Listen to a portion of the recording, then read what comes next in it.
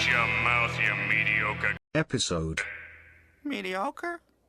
The Amazing Digital Circus Episode 2. I have some very strong words for this one.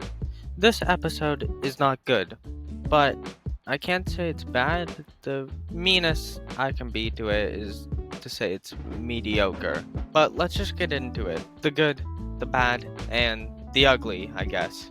The episode starts off with Pomni falling into a hole. What's in the hole? Just a big scary demon thing from last episode, the clown that got extracted. You know, if you don't know what extracted means, basically, it means you turn into a big scary monster. But anyways, she falls into this hole and we don't know what is gonna happen. Is she gonna die? Nope, it turns out it was all just a dream, which is a bit anticlimactic, but whatever. But Kane has a new adventure for them. 3 bandits stole syrup from the Candy Kingdom, and no, not the one from Adventure Time. And now they have to get the syrup back.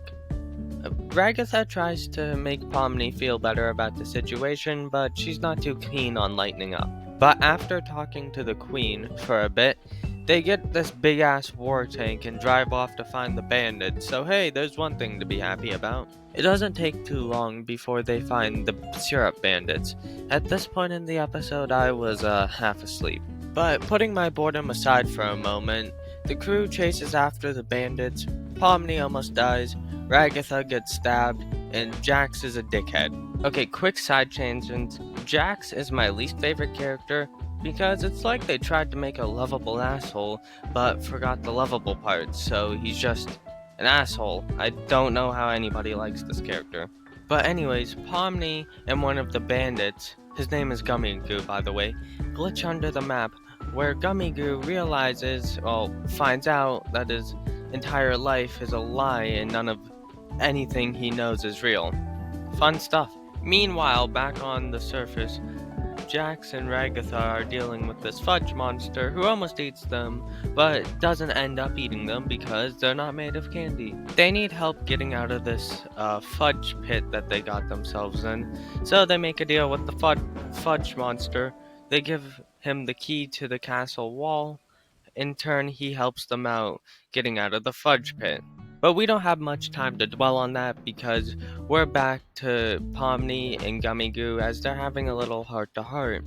Pomni offers Gummy Goo a place to stay at the circus because she knows what it feels like to be thrown into a strange new world where you learn everything is not real, so yeah, some nice wholesome stuff. Okay, so they glitch their way back up to the surface and they return the truck full of syrup. And all is well. Oh yeah, except for the fact that Jax gave the fudge monster the key, so he is probably gonna eat everybody in the Candy Kingdom, but I'm sure there's nothing to worry about. Anyways, they return to the circus, and oh yeah, Kane kills Gummy Goo because he's an NPC. Well, that's kind of fucked up. But just as Pomni is about to go mentally insane and have a breakdown, Ragatha tells her they're having a funeral for that other guy, the clown guy. I forget his name still. But anyways, the story ends on a slightly happy note.